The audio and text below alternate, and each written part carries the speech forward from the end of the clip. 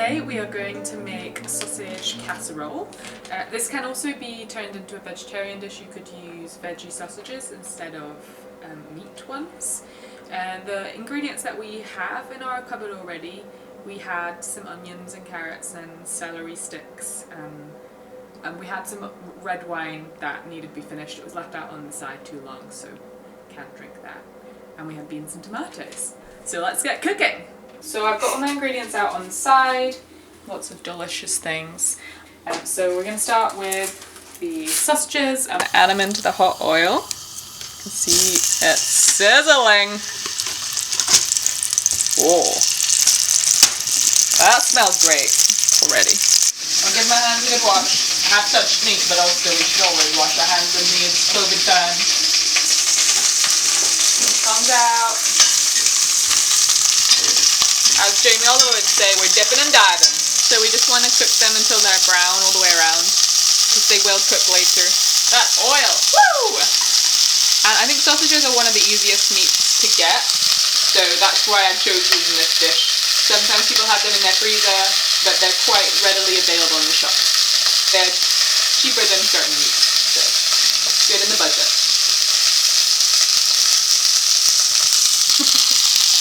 While the sausages are cooking, we're going to cut our veggies. I haven't peeled my carrots because I just think there's no point. I love the skin, and it has all the nutrients in. So we're just going to chop these ends off, and then we're going to slice them in thick diagonal slices. We're going to get some good crunchy textures right up in there, and just until we had the ends off. Also got some celery. I always wash my celery because it can have quite a lot of dirt on it. So again, we're just going to chop these really thickly. These sausages are real loud. And I'm going to put the ends in because I like them. No wastage. So we'll just get our sausages out on a plate and just put those aside. They're nice and brown, see, so we'll just cook them on the outside, which will encapsulate and encase the flavour inside. Okay, now I'm going to teach you how to chop an onion. I watched a video on this week from Gordon Ramsay, and he's a very wise man, so we're aiming to keep the root on. The root's very important. Apparently it stops you crying, but I always cry when I'm chopping onions, which is why I often wear goggles. But we're going to embrace the tears tonight. Embrace those tears. So remember, we want to keep the root on, but we're going to cut it in half. And then going to cut down like this. He said to keep your middle finger so it holds on to the knife and you don't get that chopped off. We're keeping our root on. So we've made those slices. And then we're going to do side ones like this,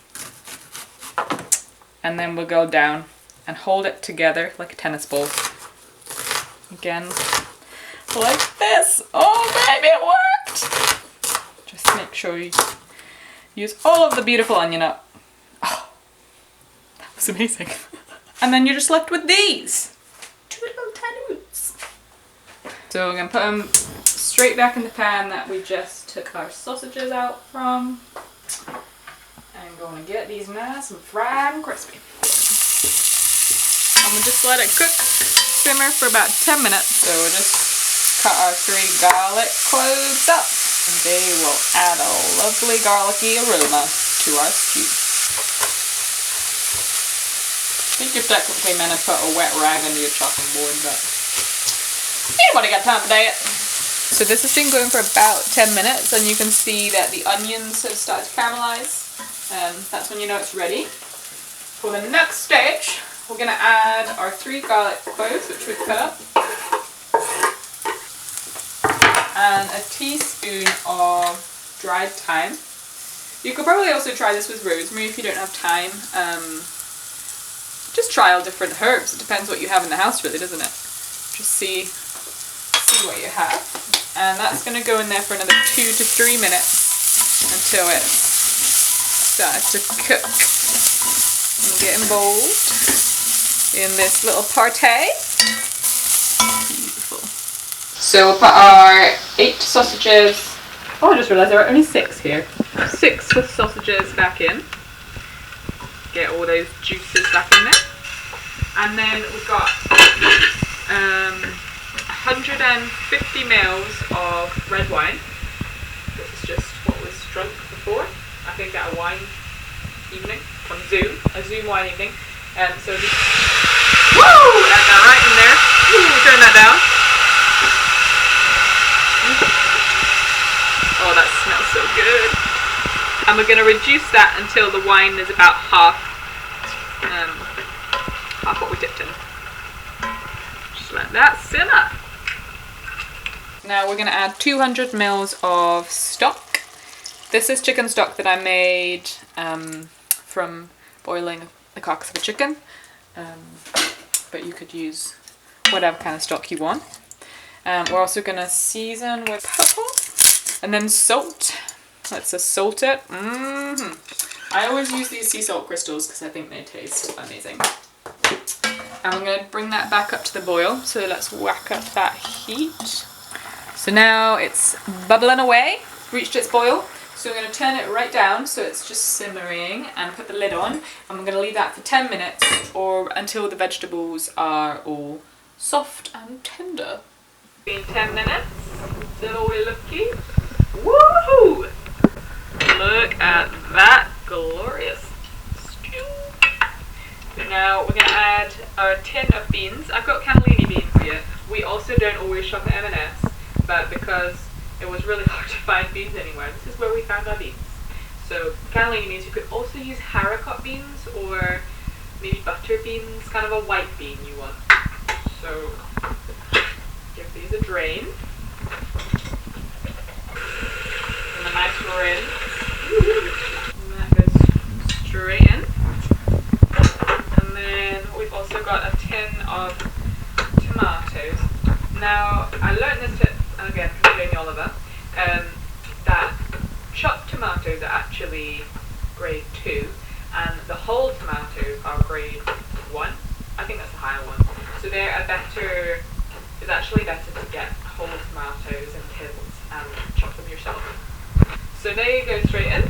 Woohoo! That's what Jamie did. Oh baby. Give that a little stir. We'll just put the lid back on for another 20 minutes and let that simmer. So it's been going 20 minutes. Holla for $1. We're going to leave the lid off for another 10 minutes and let it reduce. I'm going to actually turn this up a bit because it's still quite runny up in there.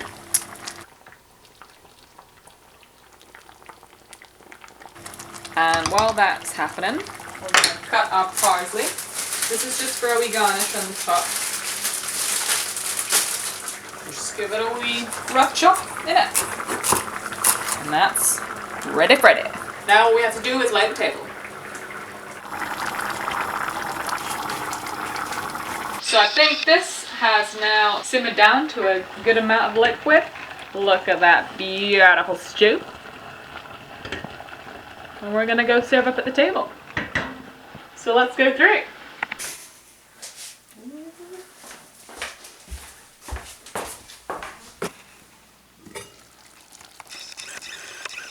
Oh yeah! Alright. So we also have some Yorkshire puddings, which I made on Sunday for Easter. First Yorkshire pudding I've ever made. And some naan breads, because why not? We're just using what's in the cupboard. That parsley involved. That's our sausage stew. I'll put the recipe underneath the video so you can make it yourself. And if you haven't got all the ingredients, just try some other ones. And have a good dinner.